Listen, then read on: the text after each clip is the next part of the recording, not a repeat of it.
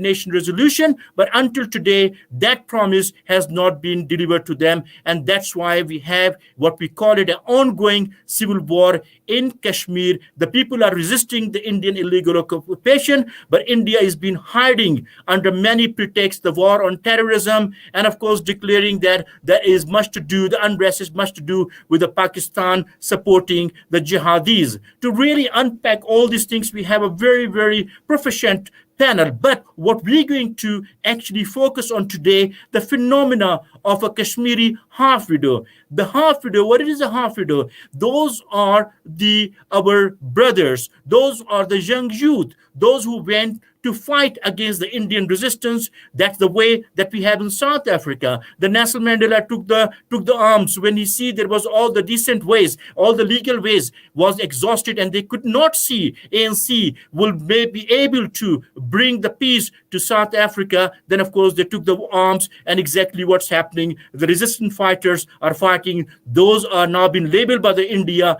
under the pretext of war on terrorism. And of course, for the last 20 years, India has made a lot of hay when the sun was shining under the name and pretext of war on terrorism. A lot of people, international community, let India go and kill many people. Over 100,000 people have been killed, and there is no law and order. There is a perpetual curfew, and there has been a lockdown because India provided in 1954 an autonomous status through the amendment to their own constitution, and that was Article 370-35A. Now, that has been revoked because that autonomous status is no longer valid. And on the 5th of August 2019, the Modi, the fascist, the regime of a BJP have revoked that article illegally, unilaterally, and without no respect of a United Nations resolution on Kashmir. But by the Secretary General, that has been reiterated that India's unilateral decision has not going to hold any ground because it is an international dispute territory. The Kashmir belong to the Indian people now. For that resistant fight, many, many, many young youth and the people who fighting for the resistance as a resistance army, and the many people, those who resist that Indian illegal occupation, either they have died, become martyr, or they have disappeared. There is more than 30,000 people are unaccounted for, and that's create a phenomena of the half widows of Kashmir and the forced disappearance, because we do not know, the family does not know, the kids do not know, the wife do not know, the parent does not know where these people are, where they have been kept. And under that cloud, the sisters, those whose husband has been taken away by force, whether they're still alive or not, we do not know. So we call that phenomena a half widows of Kashmir. To really unpack, I have a very proficient and a very knowledgeable panel. We have a Dr. Atazia, who is a PhD in a political anthropologist. We have a Dr. Shugufta, which is from the Kotli University in Azad Kashmir. We have Claire Badville, she is the school teacher, educationalist, and very, very good support and a friend of a Kashmiri liberation and fighting for the Kashmir. We're going to be joined by Michelle Malik, the wife of Yasin Malik, husband who is a political activist, a separatist activist, has been in a jail for many, many years. And she has, in the last 12 years, spent only 60 days with him. Most of the time he spent in a jail. We will be, inshallah ta'ala, joined by a special guest all the way from Srinagar, Seher Shabir. And she is the daughter of a famous Shabir Shah who is in a jail for 30 years. So before further ado, I'd like to bring our panelists in place. And of course, each panelist will have a 10-minute to speak. And then we will be going a little bit of interaction with the panelists. And then we will be moving into question, session, answer. Dr. Zia, the floor is yours. Please unpack. I know we're going to have continuation of this program because this Kashmir half widows create a implication on the social ecosystem of the society. And it's not just only the phenomena of not knowing the emotional and psychological. It is it is a economic problem, it is a social problem, it's create many problem, it create a religious problem. So we will be having a series of the program, but what we're going to do and how we're going to preamble this phenomena, I leave it into the hand, very capable hand of Dr. Zia. And Dr. Zia, floor is yours.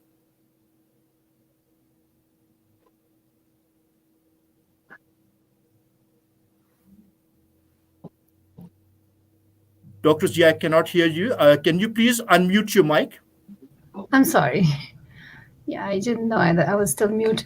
Thank you so much, Mr. Salman, for inviting me, and thank you for all the panelists to be here and talking on this very important subject and very urgent subject, very timely subject. We do have to put the enforced disappearances into context. I would like for all of those who are listening and who are watching and who are hearing about this issue for the first time, that this is one of the manifestations, human rights violations, uh, specifically the enforced disappearances that we are talking about today. They are just a manifestation of the Indian military occupation that has been in operation for the last 72 years. And the fact is that it has been so well hidden from the rest of the world. And that's what the enforced disappearances, the question that how is it that a person can disappear and the country can still call itself one of the largest democracies, and it can also call itself having, Kashmir as one of its legitimate parts. So that's a question that the international community should be asking. Then going back to thinking about the half widows, which is a word that was coined by the local English media for women whose husbands were forcibly disappeared, we do have to mention that most of the disappeared, they were not combatants. These were non-combatants, and there are more than 10,000 disappearances. And currently, according to statistics, we have about 2,500 plus half widows. And of course, it's an emotional issue, it's a financial issue, it's an issue that one has to it's really heartrending to see what's happening, and also how these women have had to for the last 33 years combat this quite alone, because Kashmir, as we know that the laws that have been put in place by India, especially the Armed Forces Special Powers Act, and there are several other draconian laws that are in place that make it a de facto and a de jure occupation. So we have to put disappearances into context and not just treat them as one thing, but it's a technology of torture.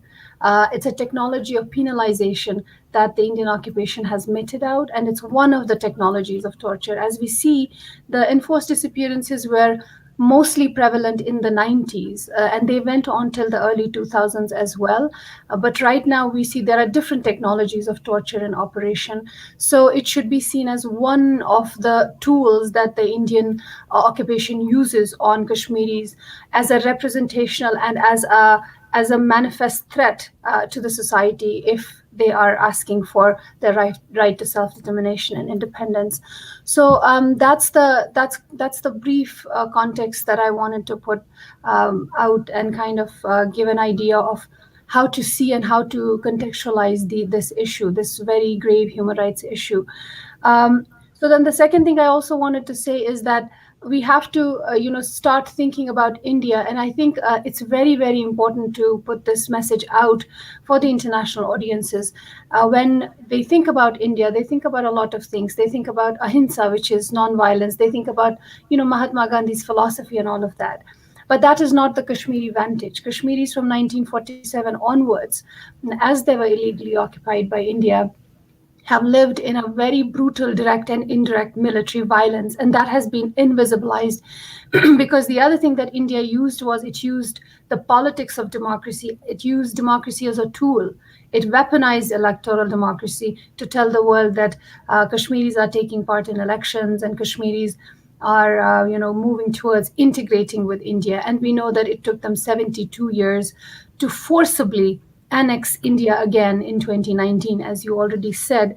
And we also have to tell the international audiences that Kashmir is not an issue that started from 1947. Kashmiris, even before India and Pakistan became nations, have been seeking some sort of a sovereign prototype of a democracy. So we have to keep that in mind. And when we talk about enforced disappearances and the issues of half widows, we do have to know that this is not, we are not asking for simple solidarity for human rights issues. We are asking for solidarity for political rights. And once those political rights are restored to the people, the human rights violations will go away. And we also have to ask this question when we are talking about this and making the international community understand that if the human rights violations in Kashmir were to go away tomorrow, if India decided to take away AFSPA and all of that, would this problem go away? It would not, because it is a political dispute first and foremost, and Kashmiris are asking for their rightful right to self determination and freedom. So that's how I would like to contextualize it, and then I will leave it to the rest of the panelists to talk more. Thank you. Thank you very much, Dr. Zia. So succinct and so precise in your approach. And we're going to, as I promised, that we will have a series of webinar on this subject. We will be in detail unpacking the ecosystem, how it's affected the social, the moral, the psychological, and economical. Those are the widows, those who do not know whether the husband is alive or dead. They cannot go to the receive any pension. They cannot apply it for many other, I would say, the state-run facilities. So it's create a problem. Of course, it create a problem within our Islamic system. What do you do when we're waiting for 25 years for the husband to return? How does she, fit into the society? I would like to jump onto our special guest from Srinagar, the daughter, the nation, the daughter of the nation, and the daughter of our political prisoner and a freedom fighter, Shabir Shah. Daughter is on, and I would like us. She is have another webinar running currently, so I would like her to come on board and please give us a little bit of the rundown on what's happening on the ground. And yes, Seher, you're welcome, and do not feel that you're alone. There are millions of the people across the world. We are with you from South Africa. The strong Muslim community, as well as across the world, Muslim and non-Muslim, are with you. So do not feel that you are alone or you're fighting this war alone. We all with you. Floor is yours. Assalamu alaikum, everyone. I'm sorry I won't I won't be able to speak much today because of some reasons. So, as you all know, my father has spent 33 years of his life in imprisonment and is currently lodged in Tihar jail. He is the person who started the freedom movement, as you people know. So, today, about the half widows. I just wanted to say that even my grandmother, I must say, she also was a half widow, but not for a long time.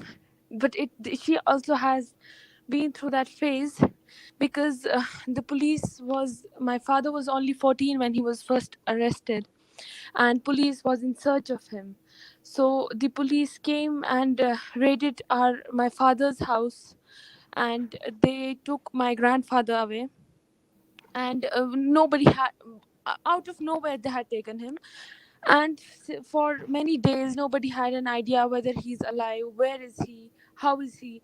And after some days, rakshak, I hope you know what is rakshak, that police car, it came with the dead body. They left it on the door and they went. And that, even that time, at that time my father was underground because he couldn't come out in people, because that time the people, those police were searching him. And so in this case I feel my grandmother too was a half widow for some time. And also, I want to say that my father is a Kashmiri leader, as all of you know, who has seen and suffered the agonies of slavery. And in his 33 years of imprisonment, he has been subjected to brutal tortures till his 20 years for reiterating an established fact and acknowledged truth. He has exhibited the high qualities of patience and perseverance, gentleness and sobriety. He was subjected to torture in the most notorious interrogation centers and prisons all over India. not only him but all the other prisoners, all the other political prisoners, I must say, like Mr. Yasin Malik. I call him Yasin uncle because I have seen him visiting our house. I have seen all of them. I myself am an eyewitness to many things that how the judiciary is going on here. There is no The judiciary has no role right now, because they just deny. They say that we can't do anything. So justice seems far away right now. All we need is your support. I had a lot to say, but right now the time is not helping me.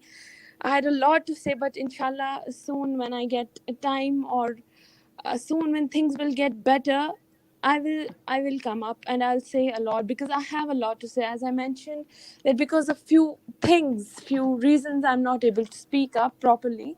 So thank you so much.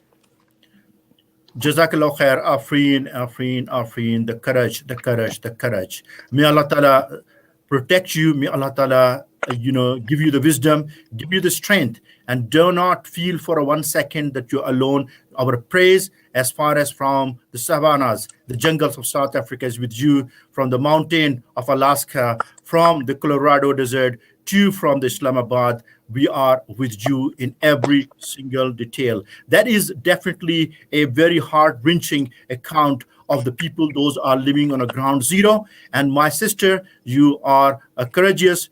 May Allah Ta'ala reward you. And I can see that my dear sister, the daughter of the nation, Mushal Malik, has also joined us, and she has requested that, of course, that she have many engagement internationally. She would like to say a few words as well. So I would like to invite her to the panel and say a few words and show the solidarity with the half widows. But before Shehar go, and before my dear sister, both of you are my dear sister, I like to just pay a tribute in Urdu, if you allow me to. I say, ए कश्मीरी तेरी कश्मीरियत को सलाम करते हैं, ए कश्मीरी तेरी कश्मीरियत को सलाम करते हैं। हम तो उन माओ बहनों की अजमत को सलाम करते हैं जिनके दुपट्टे तले पले बड़े मेरे शुहदा गाजी। हम तो उनकी इज्जत और उनकी इज्जत और उनकी हिम्मत को सलाम करते हैं।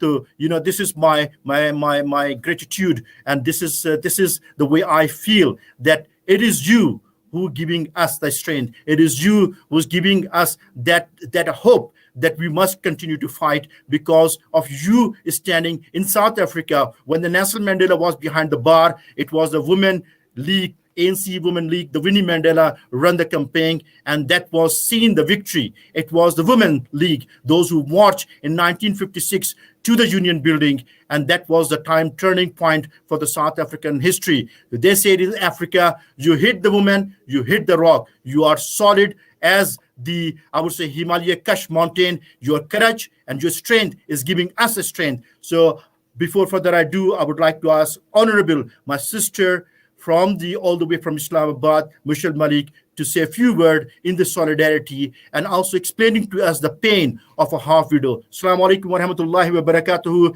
Sister Michelle, can you unmute your mic, and floor is yours. Assalamu alaikum. I'm very grateful to the organizers for inviting me today, to the respectable panelist, Dr. Atazia, to Claire for being very supportive, and to Seher Shabir Shah, brave girl of brave parents, and to the rest of the listeners of this webinar. Unfortunately, I have a lot of pressing engagements, and at the same time, I told Claire that I have a fever and this change of weather, flu and fever and cough. So I will be giving a short talk, and my views about the topic, which is very close to the heart of every woman, especially of a conflict or of a war zone. It's about half widows.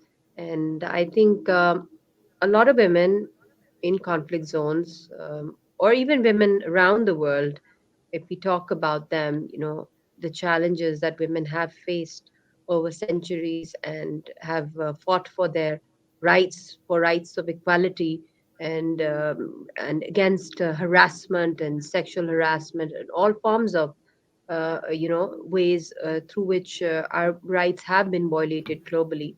But I want to bring to your attention, to the speakers and the listeners, that um, it's individually, acts of sexual violence or harassment, they do take place all over the world, and we have seen heinous crimes being committed against humanity. But we've hardly ever seen, if we go back in history, that an act such as rape as a weapon of war being used and supported by the state. And it's not an individual act, it's something which is a weapon used against mainly the women and also children. And there is this concept or this title, that unusual titles that Kashmiri women get because of the prolonged nature of this conflict and it being highly militarized, is the topic of is the title of a half widow or a half mother or a half orphan or born orphans. So these are the sad titles that Kashmiri women get, Kashmiri children get, mothers who are continuously, waiting for years and years for the return of their son or their daughter. And the life is like a shuttlecock. I mean, between hope and fear. And then you have little children who are unable to decide if their father is going to return. Are they orphan? They're fatherless. They have this curiosity in their eyes, which is there for countless years, and nobody can tell for how long they have to wait. And for those sisters, for those who have these never-ending tears searching around, and also for those women who are married and their husbands have disappeared, and they have been waiting for their return for years, and they've become invisible, like ghosts. The search that they go through, the women folk, especially, with all the economic burden falling upon them, because it is a traditional society, and women were not allowed into jobs before, but slowly and steadily, not just by choice but by force also, they are the economic breadwinners of their families, their parents, or are looking after their in-laws, and then going in such challenging environment, searching for their loved ones who have vanished, going to the courts, going to the army camps, or going to the police stations to register their complaints, and being humiliated, being made to feel that you are a woman and you'll be targeted for that, and you will be if you will, and you will be silenced. So that invisible fear, and also the visible one, and the glares that the women get by the army, I call that a rape as well, because any form of harassment it's something which can have very deep impact on your, not just your body, but on your soul, on your mind, on your confidence level, on the way you think. And there's a concept of shame. It's even now, even in the West, there is, when you have to talk about child abuse or sexual harassments. You have these Me Too campaigns going on internationally, and you must have noticed that some of the victims, they after many years, they announce that somebody, their uncle or somebody, some relative or some friend, harassed them or sexually harassed them or raped them, and they didn't have the guts or the courage over the years to speak up against that violence. And they face a lot of criticism for that on the social media, that after how many years just you suddenly woken up and you've decided to challenge the rapist. But I think it is the psychological impact, the post traumatic stress disorder, and it can take years to recover from it, or it can take years to build up that courage to say no to somebody or to expose someone. So these are things which are very, very common. It's a conservative society, Indian occupied Jammu and Kashmir, and the women over there, some of them who are bold enough to get their cases registered of the missing persons, or of if God forbid rape has happened, or sexual harassments against children, also against youth in prisons. So it's not necessary that their complaint will be recorded. And secondly, there are many that I know of that would not go there, would not even speak up about it, because some things come in the under the shame or the taboo concept as well. So these are things, it's a very complicated situation for the women, the challenges that they face, and and they have no way of venting it out as well, because it's not for a year that you're under an unresolved or complicated grief. It's like something that's ongoing because it's unresolved. The grief, the situation, the search of the loved ones, the atmosphere is gloomy, there's claustrophobia, sometimes there's this invisible there's this what do you call the silence before the storm, and then suddenly there's a curfew, they're killing. So a lot of things are piled up against the women, the responsibilities, looking after the home, going out to earn, to study, and then the various legal issues surrounding the families of the missing persons, because they're not officially declared dead. They don't know where their graves are, or if they're dead. There are various unmarked graves over there. And then the confusion over the inheritance, say, the property rights or bank transfers. So all these things which require a death certificate, a lot of those things are pending. So it's like it's a never ending pain for families also.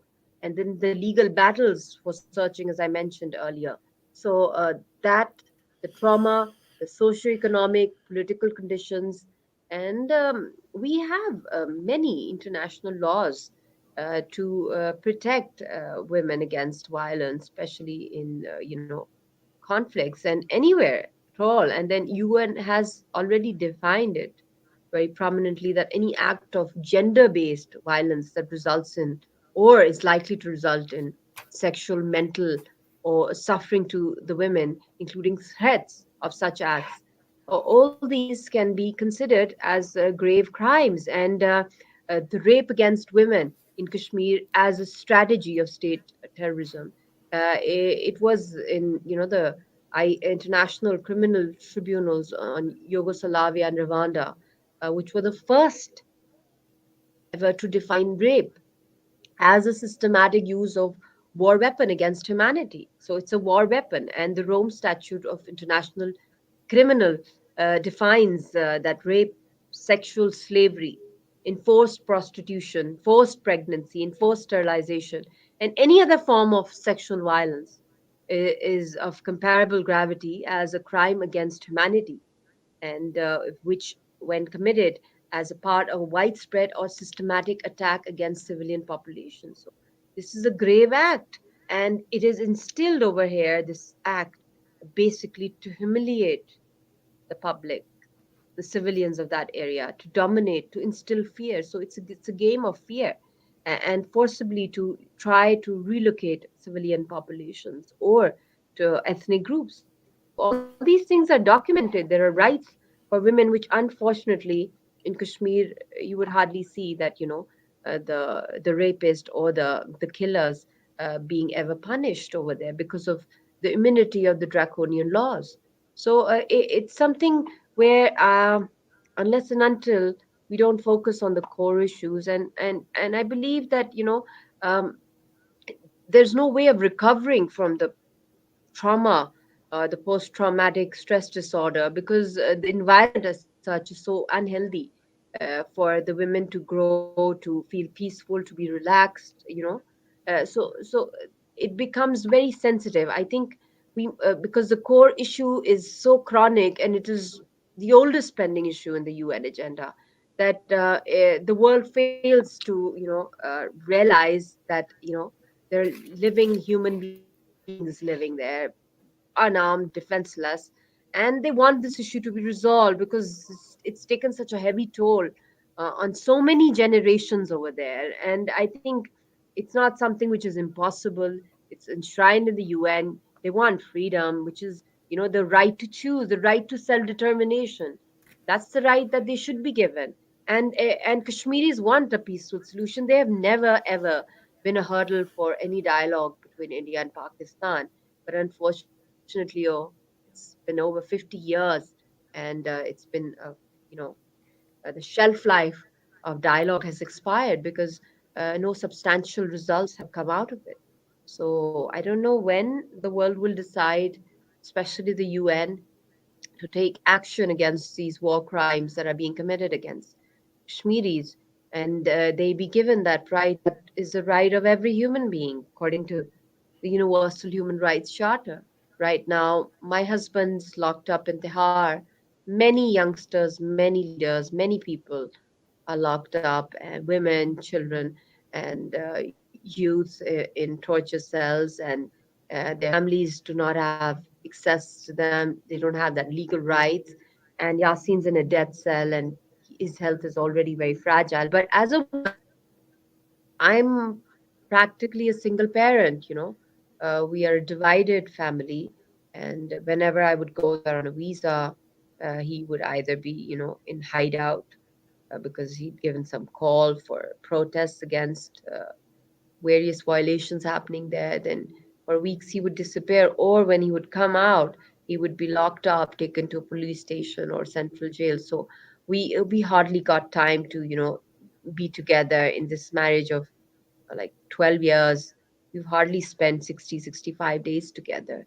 The rest is like, very painful for us and very unnatural. But a lot of families suffer this division of divided families, or their loved ones are locked up for years and years, just like the previous case, Shabir Shah Saab's daughter, Seher, was explaining.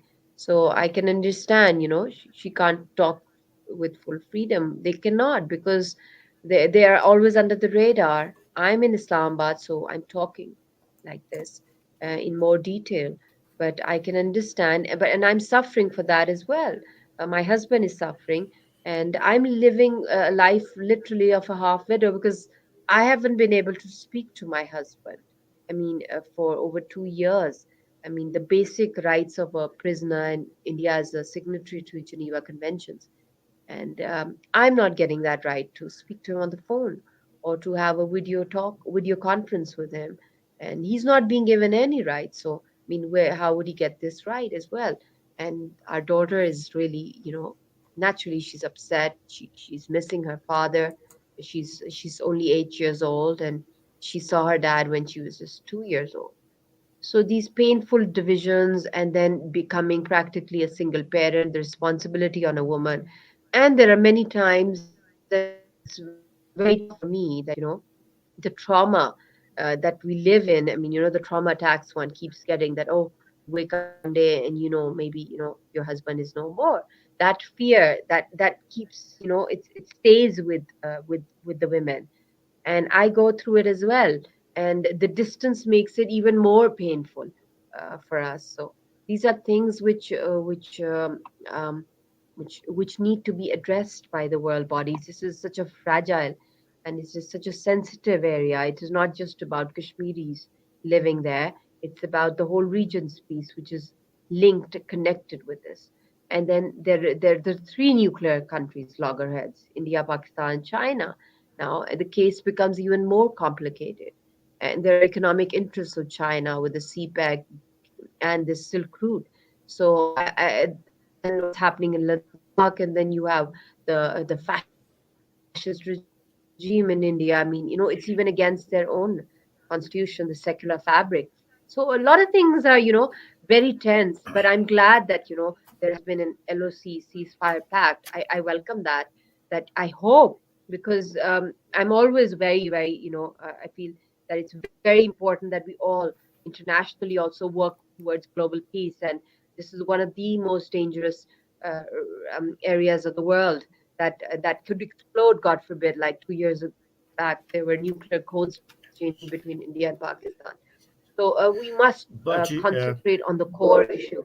These are steps that we can take, but unless and until we don't go on the main core issue, you will see various incidents of rape and sexual violence as a weapon of war in Kashmir, and many other weapons being used. So by this hyper nationalist by this fascist thinking, and then after this demography changes and what's happening.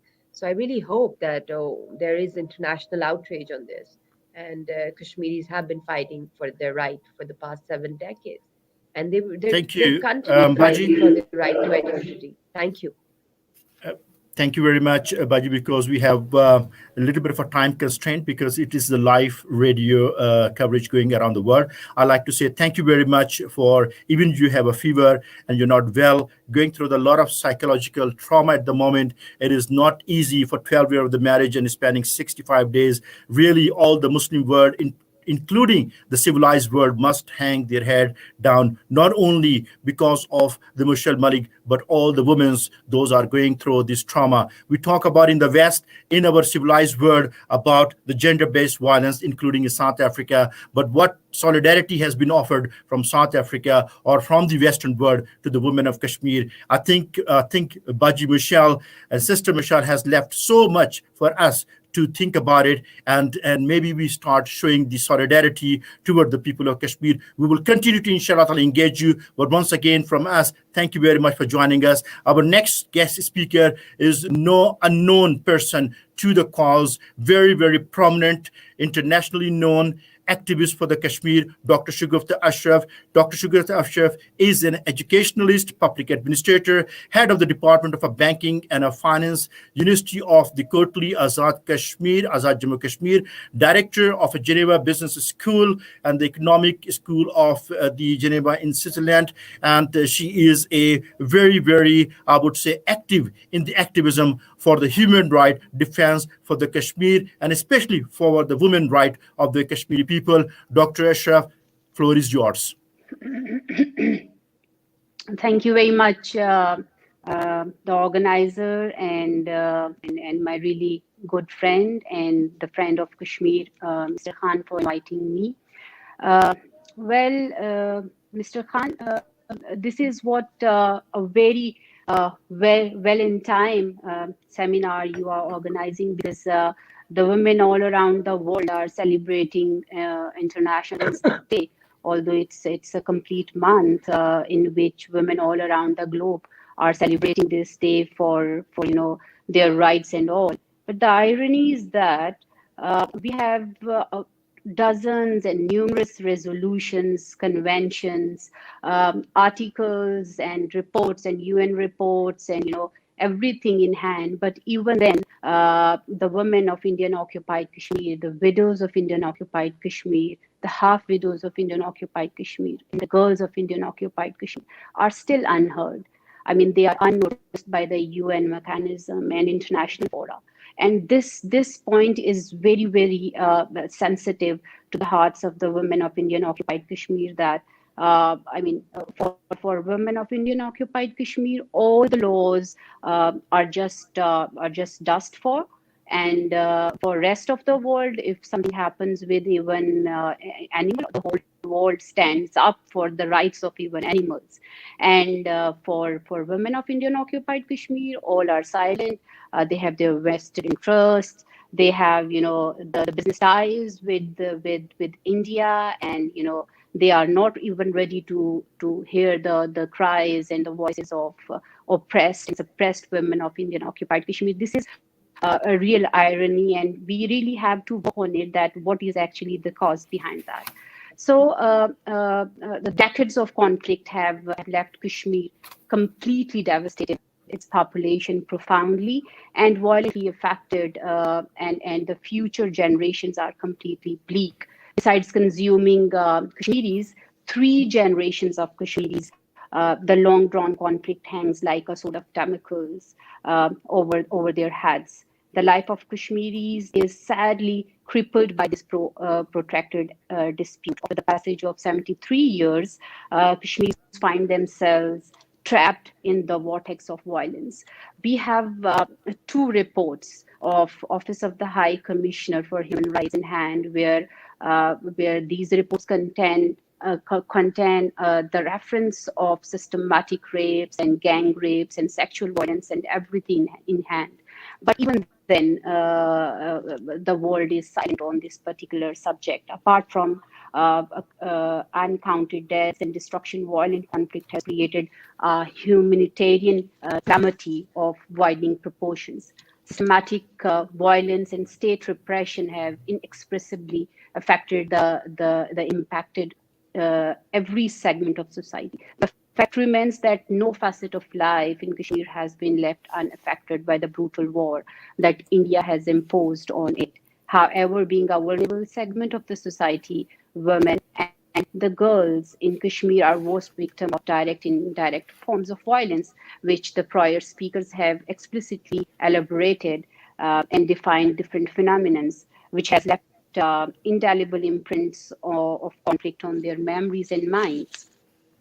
Sense of insecurity and the fear of being raped, molested, abducted, and humiliated and harassed by Indian troops outside, and not even outside, but inside home as well, is a daily routine of a living with for a Kashmiri woman and girl. This is what something routine that now they are not even safe inside their homes. So actually, in reality, women in Indian illegally occupied Jammu and Kashmir are facing state terrorism. It's a complete state terrorism by Indian occupation forces for the last 73 years, and not even a single perpetrator is being held accountable before law. We have survivors of Kananpur, Pura, and none of the victims, got the justice. Survivors of Kananpur are still waiting for justice. Widows and half widows have unfortunately been the worst victims of protracted unresolved dispute that has left behind a harrowing legacy of abduction, molestation, rape, and disappearances.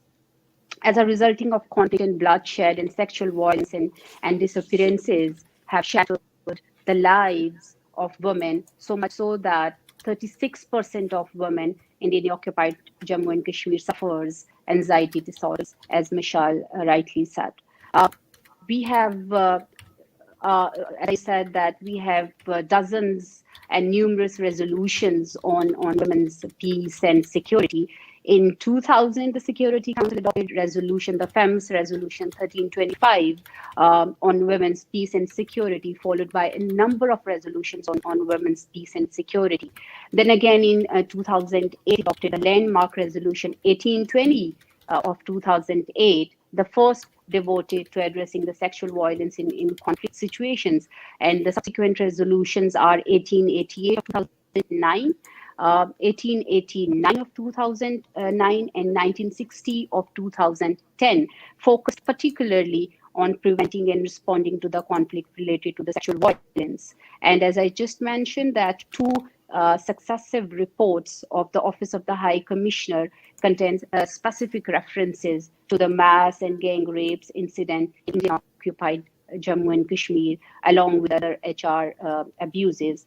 Yet, despite all these UN resolutions and reports and everything, Kashmiri women, widows, and half widows do not receive the attention of the UN mechanism, which they are really looking for, and other international fora as well, and of course the international community to redress the crimes against them and to bring an end to the sexual violence. Kashmiri half widows, that is, as explained by Dr. Athar Zia in her intervention, that whose husband disappeared in custody of Indian occupation forces. The exact number is unknown, but estimates suggest that the number is between 1,500 and 25 plus, as she rightly said. Unaware of their husband whereabouts, these women are not only under the grief that comes from being separated from their spouses, as Michelle said, and she was narrating her story, but is also constantly struggling to survive as well. Their husbands either still alive in the custody of Indian forces or not or dead at their hands, have not been declared deceased, and hence they are termed as half widows. And left on their own, these Kashmiri women makes ends meet to feed their children. Since their husbands have not been proclaimed dead officially, they face challenges in the inheritance issues as well. And because, according to the Islamic rituals and norms, women cannot remarry unless she is not sure about the death of her husband. So they also suffer from trauma, different trauma and psychological issues, and constant fear of being mistreated by occupation forces, and that hunt actually torture and rape women at will. The social stigma is also attached with those women, adds to their miseries. But nothing is more heart wrenching than the silence of their lips when their children, before going to bed, ask from their mothers that Mama, Amma, Abba kab aayenge? Abba aayenge? Mom, when is dad coming back? I mean, this span can only felt by a mother, because she is speechless. She can't say anything to her daughter, her son, that when he'll come back. She cannot tell them that they are in custody, they are being tortured, where they have been disappeared. So every night before going to bed, the half widow and women of Indian occupied Jammu and Kashmir feels a death point kind of pain, because she doesn't have any answer which she can give to her children, that where they are. So this thing is very painful, and international community and of course dominating society maybe do not accept it, that this only question that Abba I gave, when father will become back.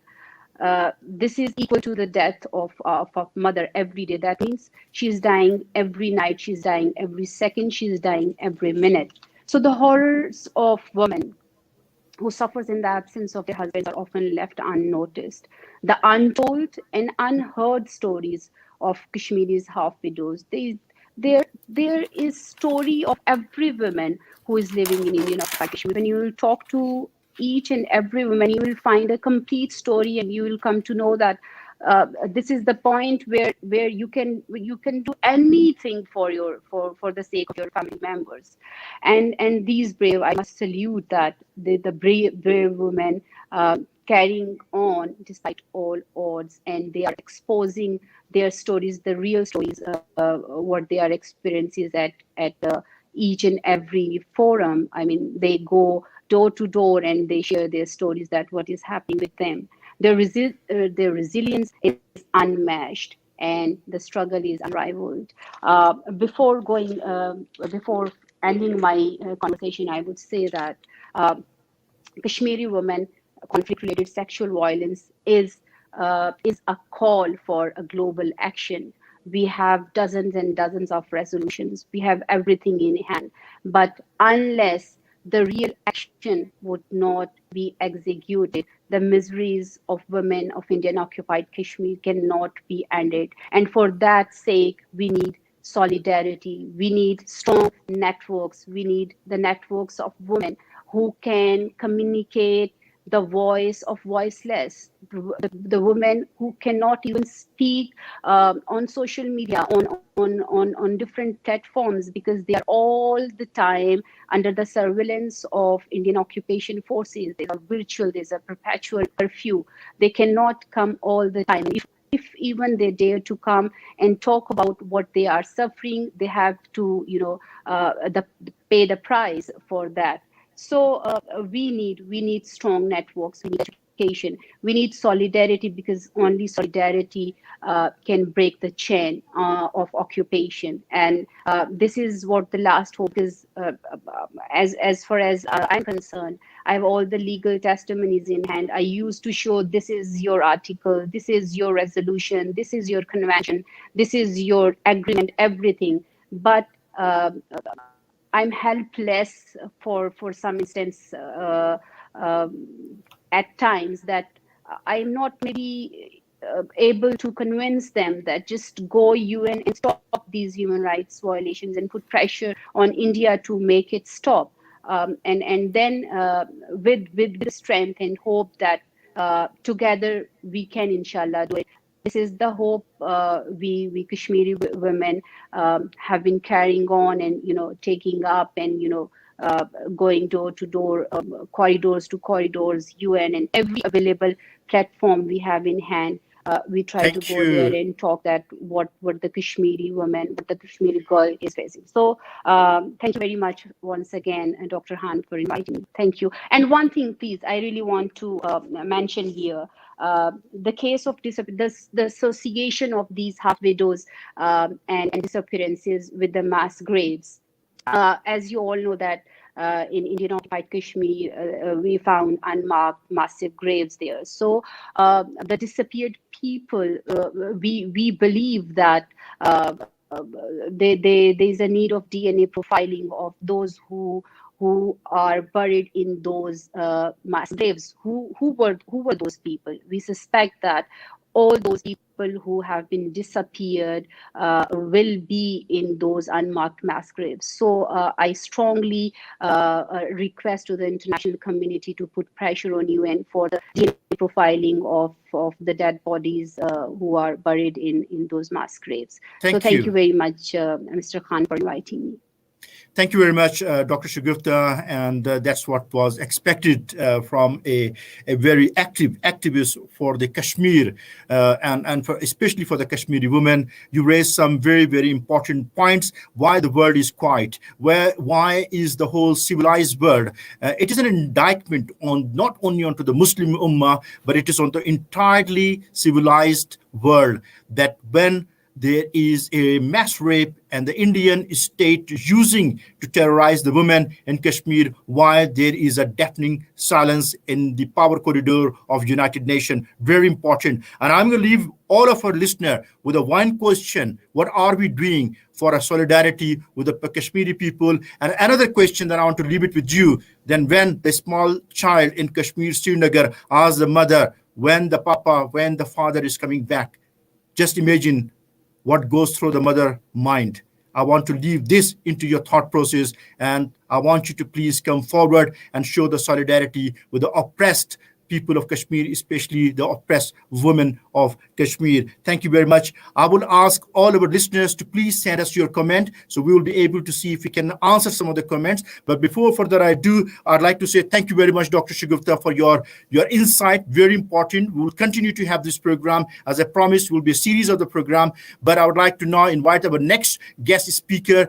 Of course, I'm going to ask Nicolene to be a little bit more patient because you are in Johannesburg. You are the host of this program. And of course, after Claire, I will have Nicolene from all the way from Johannesburg is speaking to you. Claire Bedville is a very, I got some echo coming back. I do not know why, but sorry, the next speaker is Claire Bedville. She is from all the way from Scotland, England, and very, very prominent, I would say, a teacher, educationalist, a writer, poet, and of course, she have joined the Kashmir liberation movement struggle a few years ago, and she's very vocal about the oppression and suppression what's happening in Indian illegal occupied Kashmir, and she's very vocal in the British Parliament as well as in European Union. Claire, the floor is yours. Good afternoon. Thank you for inviting me along. I'm not sure if there is a problem with my mic or the feedback, but I'll carry on and see what happens. Yeah, I mean, it's great panelists here. I mean, Dr. Athazia framed it really nicely for us going in, talking about it being, that hidden conflict, which it is. So from me on the outside, from an international perspective, unless I've gone looking for this, and in a way, this whole episode fell upon my path just because of connections. Unless you go looking for it, it's still very much hidden. My task has been made so much easier then because of Shagufta, Michelle, and Seha being able to share the close, empathic, intense human stories that are out there, which I think we can all identify with on the lower levels, the pain of like when you do lose a lost one anyway, or a partner or family, but let alone living under the oppression and what these half widows and widows are living with. It's traumatic. And so for me, I come at this from a human rights perspective. I come at this from an international perspective. I come at this from an ordinary human being in the world's perspective watching this. we are seeing growing repression, on human rights defenders, as India kind of resorting to new levels of violence, really, so that anything that's remotely anti-establishment is being portrayed as terrorism. And that is how it's coming out across into the international world. So all of this is India being seen as fighting a battle with terrorists. So they use various, laws and things to protect themselves against that. They've got antiquated laws in there themselves. They've got Armed Special Forces Act, the Public Safety Act, which they're using. We're also seeing like COVID restrictions at the moment, and evidence is suggesting that the quality of life in Kashmir has never been so dire as it is now. We have, so for me on the outside, we want to raise the awareness amongst so many people, but essentially to put pressure on our governments and then forward on to the United Nations. So, we feel very much that the UK has a duty of care to Kashmiris, a moral duty, and that right to go back and fix really the mess that they made. They were involved very much in the partition. But the other one, of course, is the human rights of women and how we look after women on an international scale. So there is the International Convention for the Protection of All Persons from Enforced Disappearances, which India are actually a part of, as are the United Kingdom. So they should take that forward. One of the things we know that we're up against is that on an economic level, India have such power and such ability to infiltrate through, and we're seeing that everywhere. So it almost seems that our governments aren't stepping forward because they're buying into the terrorism line and that India need to do this, and they don't seem to be looking at the bigger scale of human rights, I think, is what we feel. And that's where we feel that we need more from the people. But it's, testament to the Kashmiris and those that speak for them that are here today that can get that information out. We're finding, like, even myself now, obviously I'm on the outside, the restrictions against me are less, but we've seen there right now in Kashmir back in October 2019, where the India went in under the National Investigations Act and made it really difficult for human rights defenders in Indian occupied Kashmir to be standing up and speaking for people. They went in, they investigated them, they took documents off them. In the case of Amnesty International in India, they closed them down. So it's that way that anybody speaking up against the human rights is the issues is being clamped on. We're seeing journalism as being a crime now as well. And, so the voices are being clamped, their resources, their abilities to get this news out here are getting harder and harder. I myself have lost 2 Facebook pages. It might not sound a lot because of just speaking for Kashmiris and human rights. And obviously the level that the Indian lobby or whoever it is in there having their control over this. And so my very first page had 20,000 followers on it. The next one I'd managed to get up to 10,000, and I've lost them both, plus my own. And that gave a power to share news in and out. And essentially I was trying to raise the awareness to the international community. So, to get the voices so that when you go to your governments and you're lobbying, or when you're going to anyone, or you want more people to join, you have that power. So, that power is being lost. And then it's the resilience as a human rights activist to keep going, knowing obviously the reason you're doing it is for people suffering so much on the inside, but they're making it really challenging. There's the one lady, Parvina Hanga, who is she established Association of Parents of Disappeared People. She herself was investigated back in 2019 and never had witnessed such a level of intensity against her work. And now she herself was nominated as a Nobel Peace Prize winner in 2015. Such is the standard of her work and that she was doing. So we're up against big oppression. We're up against so much, and I think that brings us to, in a way, the right for self-determination, where that is something that we can all come together for as one. Kashmiris were promised their rights for self-determination. It's there under UN Security Council resolutions, and that's where some pressure and things need to go. And I think what we're hoping internationally, is that we can bring the people with us. We can open more eyes of people, despite the limitations, to see what's happening and come forward. We're seeing such good examples of like Stand with Kashmir in America that have many ways to try and fight this and encourage people to. They have templates to write to Parliament. They too are constantly, sharing their news, and there are different solutions out there for that way to take that forward. I mean, ourselves working for Let Kashmir Decide, we're trying to unite, all Kashmiris from all ideologies and perspectives for self-determination, to come up to the level of humanity, put their differences and arguments aside. Our current campaign is to seek for the release of Yassin Malik, and all political prisoners. But obviously, as we go on that route, it's to raise awareness of Kashmir and the different issues that are happening. So, the suffering that is going on in there, I don't think any human being anywhere wants to be suffering over that. And then when we look at women and the rights of women, the international community have a right to stand up, I think, for widows and half widows, and understanding the psychological traumas and the real day-to-day traumas that they are having to live under and deal with. So grateful thanks for having this discussion today around International Women's Day, and for everybody here for contributing their part and helping to bring the plight of the Kashmiri women and Kashmiri story out into the public arena. Thank you.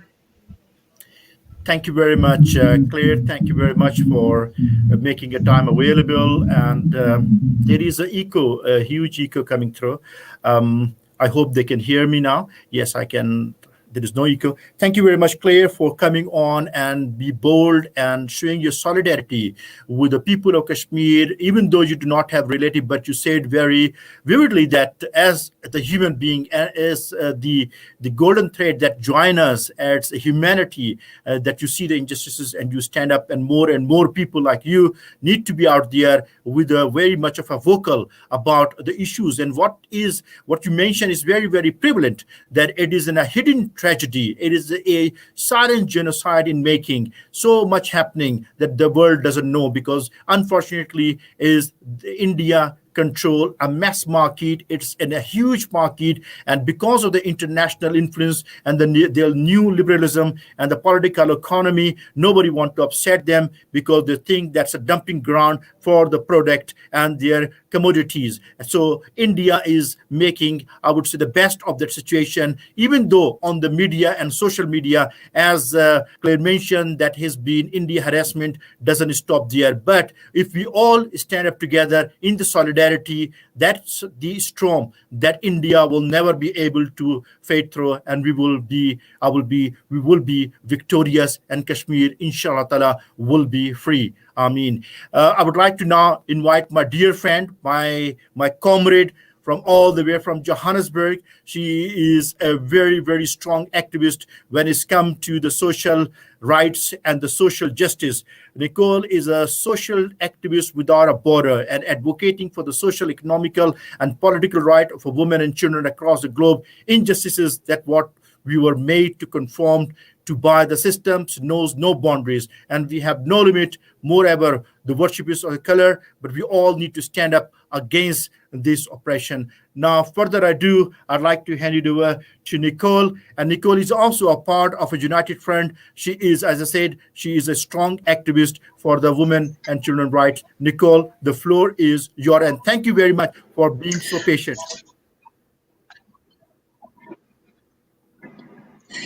Thank you very much for inviting me to the platform. Thank you, Comrade Salman, and thank you to the panelists. It is a very touching subject, and as you had mentioned, that I am very passionate with the economical and freedom rights of women, social and political. So what is happening in Kashmir, I think I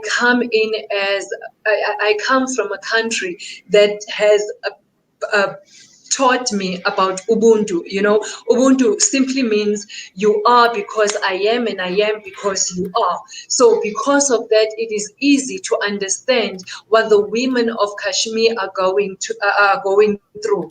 However, I think we need to understand, we need to really comprehend our real struggle as women across the globe. And in order for us to understand the women of Kashmir, what they are going through, I believe as now we are forced to celebrate the International Women's Day, and yet the women across the globe has been silenced one way or the other by a brutal system, a system that knows no boundaries. We are governed by a patriarchal system that has been going on and on from the beginning of the capitalist system, from the concept of the capitalist system, whereby a woman has got no voice. And it is such a shame and pity that the women of Kashmir are going through what they are going through now, not only silenced, but they are currently walking corpses because of what the system is doing, not only to those women of Kashmir, because what the women of Kashmir are facing right now, it is the fear of the present and the unknown. You know, not knowing where the bone of your husband is, not knowing where the bone of your child is, not knowing how your father looks like. You know, as women, we are life bearers. We give life, but yet we are governed by a system that takes away so much that takes away the life in us. We are exempted to raise the children in a way that they are future leaders for tomorrow. But yet again, they take our voice, they take our power in order for us to do what we ought to do in a way that best serves everyone, that best serves even Mother Nature itself. The women of Kashmir are facing insecurities, as one of the speakers was talking about, that not sometimes I think they even want to change themselves. If they could, they would change themselves and be men, because now they are facing with issues that they have to be subjected to being objects, because this system had made them being objects, not only taking away from them their loved ones, but taking away the life that they possess. You know, being raped, being molested as children, because now when you raise these children, there's this say that says the world would be such a better place if all women would heal. But then you ask yourself, how does a woman heal when facing so much atrocities across the globe? Because now what the women of Kashmir is facing, what this system is doing to the Kashmir women, it's nothing new under the sun. This was done in Africa. This was done in Haiti. You know, it is the same trend over and over again, whereby a woman has got no place on this earth. But then the women in South Africa in 1952, they took a stand and said, enough is enough. So now what I believe as women across the globe, instead of celebrating Women's Day, what are we celebrating? We need to take a stand and give solidarity to the women of Kashmir and give solidarity to the children of Kashmir. What is the future of the children going to be in Kashmir? Because if a woman is wounded, how is she going to give? I mean, because you can't give out of an empty cup. So the women in Kashmir are forced to raise children on their own, and yet their husbands are out there. They don't. If they're not out there, then why is it the government not coming forward and instead using democracy as a blunder, which is exactly what is happening throughout the globe? They had blinded us us with democracy. We are not free. We are not free as women. We are not free as human beings. And the children are crippled. And if the children, the mothers are crippled. If the mothers are crippled, then it means the children are paralyzed. Then it means we have got no world, because our world lies within the women's hands. So my solidarity, my heartfelt sympathies are going out to the women of Kashmir. We do understand the pain that you are going through. We do understand the severe of the deep hurt that you are facing, because that's what you are facing today, being silenced by circumstances and the law that rules over them, the law that's supposed to protect them. It is not protecting them. Instead, it's subjecting them to being objects just because they are a woman. I remember there's one of the singers that says, "My sins are not worse than yours just because I'm a woman." It's the same with women of Kashmir.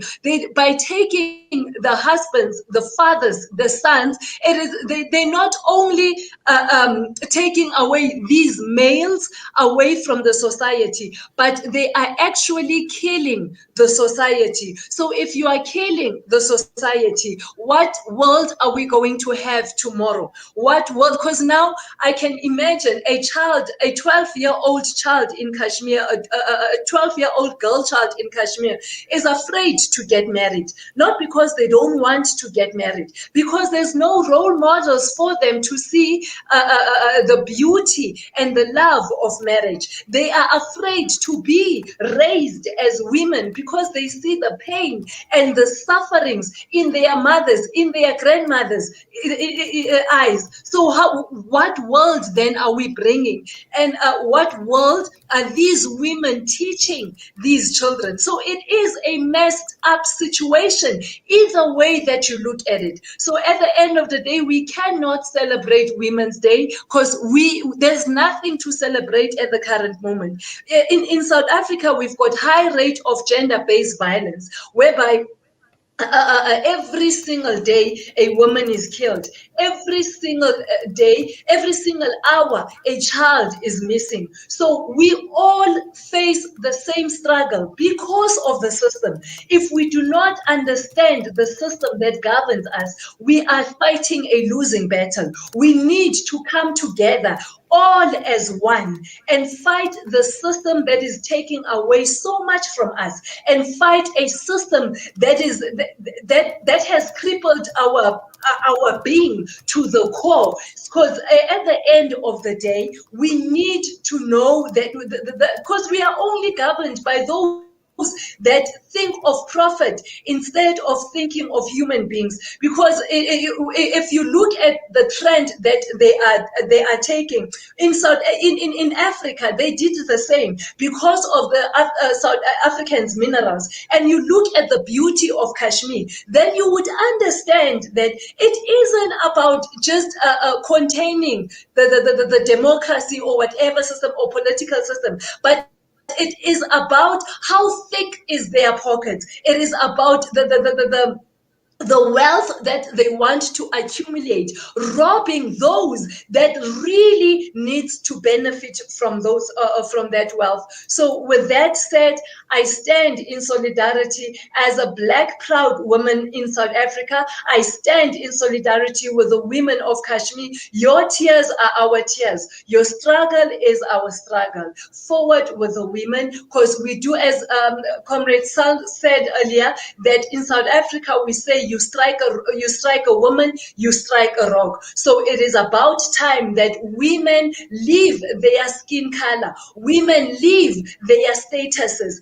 and fight together as one, irrespective of where you are, irrespective of the country that you are born and raised. Because the only way to end this struggle, it is for us women to heal. Because it doesn't help that we are wounded. That's what the system system is capitalizing on, our wounds. So let's learn from our wounds. Instead of nursing our wounds, let's go out there and make sure that the only way to heal these wounds, it is to face whatever that is, what it is, to face the salt that is being poured on the wound, and to keep the wound bleeding, to keep the wound expanding. So the only way to do it, it is to stand in unity, to stand in solidarity. The women of Kashmir need to know that they are not alone, as much as the women in Africa, as much as the women in Haiti, who till date still do not know where their children are, where their husbands are, where their fathers are. So we're raising a generation. This thing it's been happening in Kashmir since the early 1940s, if I'm not mistaken, up until now. So at some point, the buck needs to stop. But the buck is not Thank just you. going to stop with us talking. The buck will stop with us taking action. And us taking action, it is to make sure that we go forward, and we go forward fearless. So thank you. Thank you very much. Amandla. Amandla. Away to. In South Africa, we say Away people to to. the power. Away to. We shout this Amandla, and response is away to. It means power to the people and people to the power. So that's what the very, very strong, beautiful words. As usual, my firebrand, you have not disappointed me. And thank you very much for African women standing up with the solidarity. So beautiful to listen to you. As you say, what we going to celebrate, we should not be celebrating anything on a Women's Day, but we're showing the solidarity with the women of all the oppressed women of the world, especially with the women of Kashmir. Before further I do, I would like to ask Dr. Ather, please, to round it up. And of course, before we do that, I just want to say that Claire Bedwell is running a campaign for Free Yasin Malik on her platform, which is available on our website called the Kashmir Global Movement. You can go and you sign the petition. There are many other petitions, but of course, the Dr. Ather, yes, we're going to have a series of seminars like this, and specifically looking into the economic repercussion. We're looking at the social, psychological, and physiological burdens. So I'd like you to round it up and end up the program with your words of wisdom. Thank you, Doctor. Can you unmute your mic, Doc? Sorry about that. Thank you so much. It was so heartening to be here and listen to other comrades and panelists and activists and everyone who was here, from Seher to Mushal to Shagufta to Claire to Nicolene. I think a lot has been said, and we have given a lay of land of what's happening in Kashmir, and also connected it to the world order that is prevalent currently. And I think it was so opportune for Nicolene to kind of, I think she wrapped it up. I just have to bring it together a little bit. I was really touched by her saying that your tears are our tears, and I really take that to heart. And I really feel that's the solidarity we need. We need empathy, and Kashmiris need to know that they are being heard and they are being amplified. And it's reflected in Claire's solidarity as well. So thank you so much for your voice, and thank you so much for your presence. So I think the point that we would want to wrap it up is, like, why should world care about Kashmir? I know there's so many open wounds in the body, the geo-body of this particular planet at this moment, that Kashmir is one of those issues, and it's also very invisibilized. So I think Nicolene talked about the minerals and the resources. She talked about extractive policies that big countries have. And India is a part of that. And that's why I said we really have to start perceiving India not as a democracy. It's a neo-colonial, neo-imperial power that has been in operation, that has been left there to do what it is doing. And it is doing not in Kashmir is one such issue which has a very strong case for self-determination, and it's working outside in Indian constitution. But when we look at India's own body and its own extractive economy, it becomes very clear that the neoliberal order is so heavily prevalent. The unraveling of India that's happening at the moment, that is a clear sign of the maldevelopment that has taken over its body. And that's where we kind of connect as a planet. That's where we connect as we cannot sustain these big, quote unquote, authoritarian fascist states that act like democracy, that use democracy as a weapon. And that's where we need to think together, because when we think about 2019, when India re-annexed Kashmir militarily, and the world was quiet, and what did India sell to the rest of the world? What did they tell them why they're doing this? How did they create that legitimacy? Because there are people who do look for those validations, and India gave them in the word development. It said, we will be developing Kashmir, as Claire earlier said, and Mashal also talked about this, that Kashmir is seen as India packages Kashmir as a terrorism issue, rather than calling them fighters or calling them as what Kashmiris call them, mujahids or strivers. They're called terrorists, and it's easy for the world to buy it. It's the neoliberal order, which is also taking the lens of the Iranian stereotype of this, Islamic terrorism, quote unquote, and also wrapping Kashmir up as a terrorism issue. Or after 2001, it's become so easy for the world to accept such an explanation. And India kind of weaved development, that we will be developing this place. We will be opening up the economy. And opening up economy is really opening up the veins of Kashmiris and Kashmir and bleeding it to death and putting extractive economies in place. And in the last 2 years, that's what we've seen. We've seen Kashmiris get dispossessed from people who were collecting sand to having these big shark sand miners come into Kashmir and dispossess Kashmiris, and same for the land. And Kashmiris do not unduly fear that they are going, just like what has been done by the Israeli settler colonial state in Palestine. They are not unduly fearful of that. So this is about extractive economies as well that are masquerading as these democracies, so to speak.